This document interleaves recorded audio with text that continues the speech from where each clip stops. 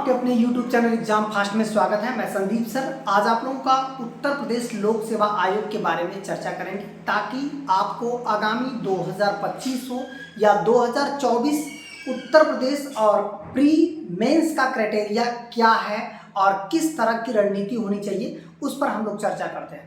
तो चलिए हम लोग आज बात करते हैं उत्तर प्रदेश जो है लोक सेवा आयोग का, जिसमें देखिएगा पहला चरण का जो एग्जाम होता है ये प्रीलिम्स एग्जाम होते हैं।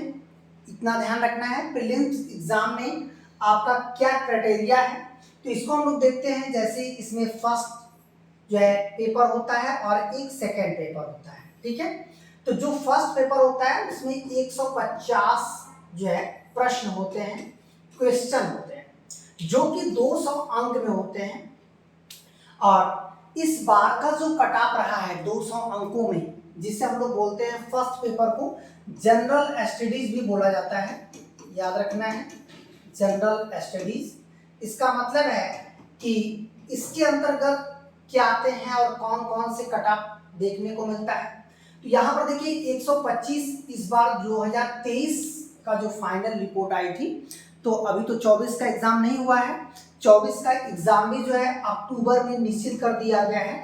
आपका अक्टूबर में ये एग्जाम निश्चित कर दिया गया है 27 अक्टूबर को।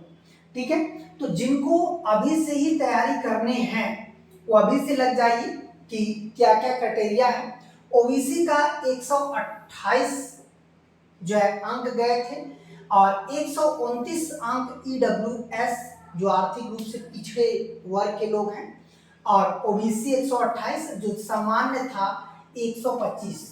इसका मतलब है कि अब हमें ये कितने में कितना सही करना होगा। तो 200 अंक में 125 सही करना है, 200 अंक में ओबीसी वालों को 128 सही करना है, 200 अंक में 129 सही करना है। अब बात करते हैं जो 150 प्रश्न है, तो उसमें लगभग 97 से 98 क्वेश्चन आ रहे हैं। यदि आप 97 से 98 क्वेश्चन सही कर रहे हैं तो आपका फर्स्ट पेपर जो कि सबसे महत्वपूर्ण होता है वो निकल जाएगा।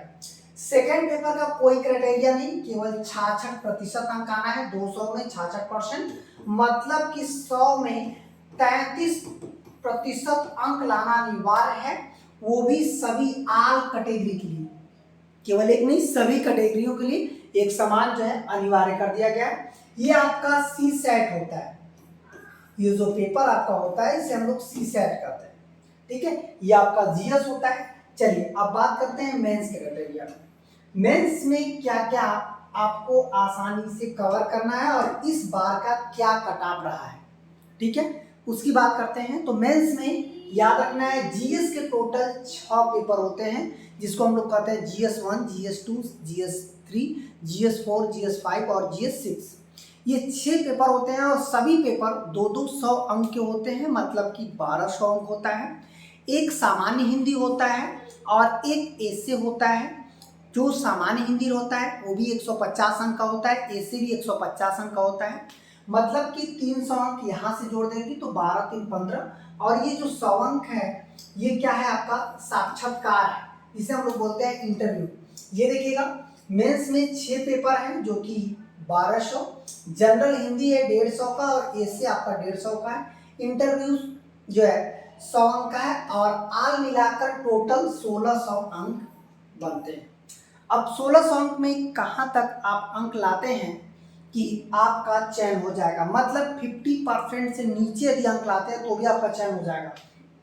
ये देखिए जनरल वालों के लिए 734 अंक टोटल 1600 में, ओबीसी के लिए 738 जो सबसे निचला कट ऑफ रहा है, ईडब्ल्यूएस के लिए 750, एसटी एससी के लिए 703। इसका मतलब हो गया कि 1600 में आप 50% से भी कम यदि अंक पाते हैं तो भी आपका चयन पीसीएस के फाइनल जो है कह सकते हैं कि पीसीएस फाइनल